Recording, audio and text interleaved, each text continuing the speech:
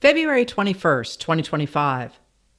In an appearance at the Conservative Political Action Conference, or CPAC, yesterday, billionaire Elon Musk seemed to be having difficulty speaking. Musk brandished a chainsaw like that Argentina's President Javier Milei used to symbolize the drastic cuts he intended to make to his country's government, then posted that image to X, labeling it the Doge Father, although the administration has recently told a court that Musk is neither an employee nor the leader of the so-called Department of Government Efficiency. Politico called Musk's behavior eccentric. While attendees cheered Musk on, outside CPAC there appears to be a storm brewing. While Trump and his team have claimed they have a mandate, in fact, more people voted for someone other than Trump in 2024, and his early approval ratings were only 47%, the lowest of any president going back to 1953, when Gallup began checking them. His approval has not grown, as he has called himself a king and openly mused about running for a third term. A Washington Post Ipsos poll released yesterday shows that even that honeymoon is over. Only 45% approve of the way Donald Trump is handling his job as president, while 53% disapprove. 43% of Americans say they support what Trump has done since he took office. 48% oppose his actions. The number of people who strongly support his actions sits at 27%. The number who strongly oppose them is 12 points higher, at 39%. 57% of Americans think Trump has gone beyond his authority as president.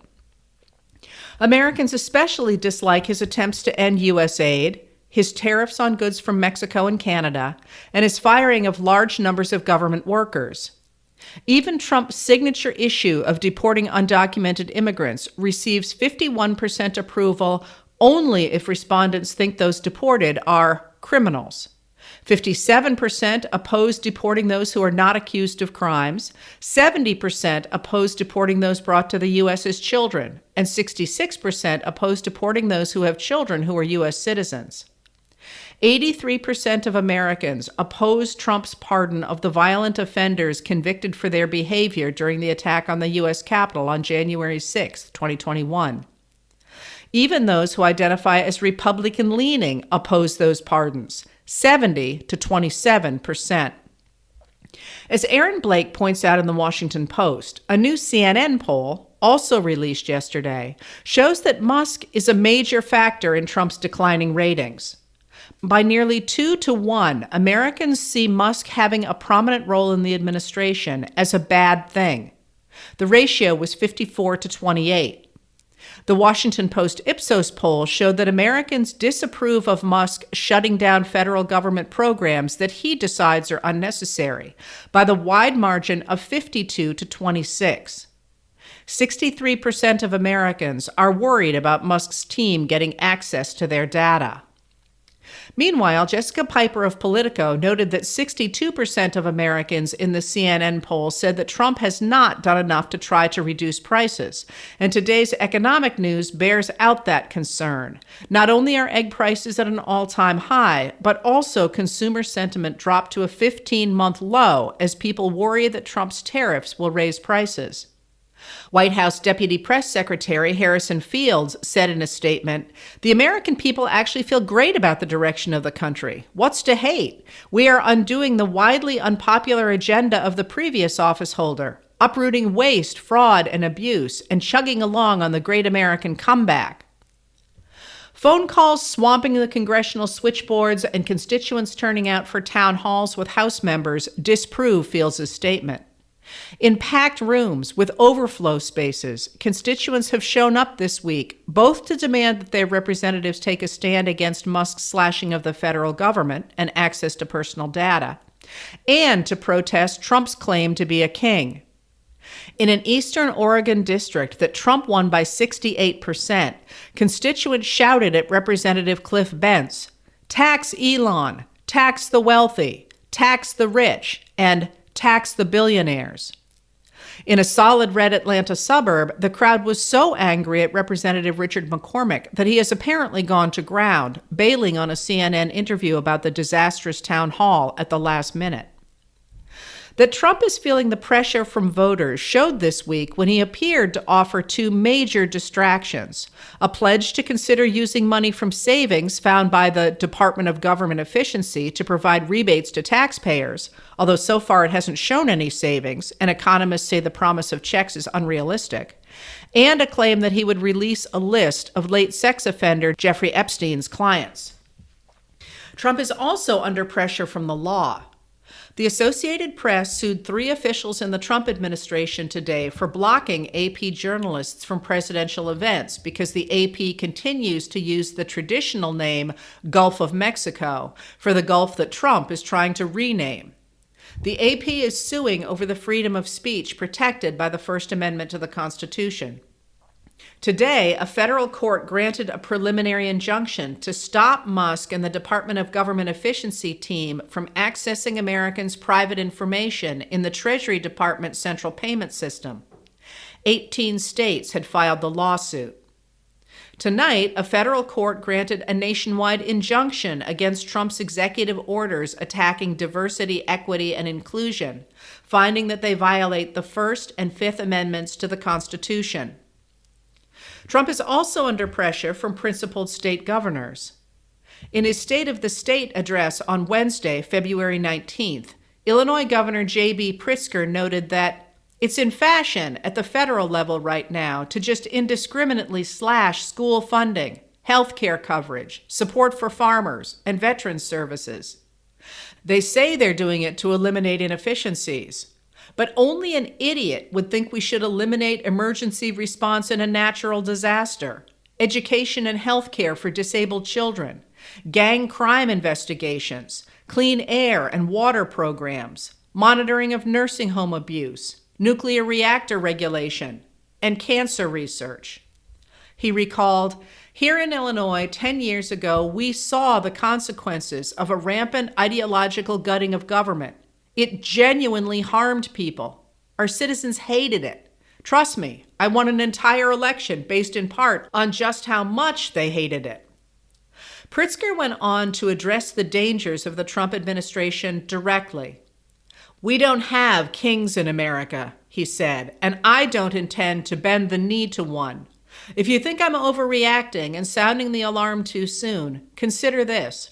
It took the Nazis 1 month, 3 weeks, 2 days, 8 hours, and 40 minutes to dismantle a constitutional republic. All I'm saying is when the 5-alarm fire starts to burn, every good person better be ready to man a post with a bucket of water if you want to stop it from raging out of control." He recalled how ordinary Illinoisans outnumbered Nazis who marched in Chicago in 1978 by about 2,000 to 20, and noted, "Tyranny requires your fear and your silence and your compliance. Democracy requires your courage. So gather your justice and humanity, Illinois, and do not let the tragic spirit of despair overcome us when our country needs us the most." Today, Maine Governor Janet Mills took the fight against Trump's overreach directly to him. At a meeting of the nation's governors, in a rambling speech in which he was wandering through his false campaign stories about transgender athletes, Trump turned to his notes and suddenly appeared to remember his executive order banning transgender student athletes from playing on girls' sports teams. The body that governs sports in Maine, the Maine Principals Association, ruled that it would continue to allow transgender students to compete, despite Trump's executive order, because the Maine state human rights law prohibits discrimination on the grounds of gender identity. Trump asked if the governor of Maine was in the room. "Yeah, I'm here," replied Governor Mills. Are you not going to comply with it?" Trump asked. "I'm complying with state and federal laws," she said. "We are the federal law," Trump said. "You better do it because you're not going to get any federal funding at all if you don't." "We're going to follow the law," she said. "You better comply because otherwise you're not going to get any federal funding," he said. Mills answered, "See you in court." As Sean McCreish of the New York Times put it, something happened at the White House Friday afternoon that almost never happens these days. Somebody defied President Trump. right to his face. Hours later, the Trump administration launched an investigation into Maine's Department of Education, specifically its policy on transgender athletes. Maine Attorney General Aaron Frey said that any attempt to cut federal funding for the state over the issue would be illegal and in direct violation of federal court orders. Fortunately, he said in a statement, the rule of law still applies in this country, and I will do everything in my power to defend Maine's laws and block efforts by the president to bully and threaten us. What is at stake here is the rule of law in our country, Mills said in a statement. No president can withhold federal funding authorized and appropriated by Congress and paid for by Maine taxpayers in an attempt to coerce someone into compliance with his will. It's a violation of our Constitution and of our laws. Maine may be one of the first states to undergo an investigation by his administration, but we won't be the last. Today, the President of the United States has targeted one particular group on one particular issue, which Maine law has addressed.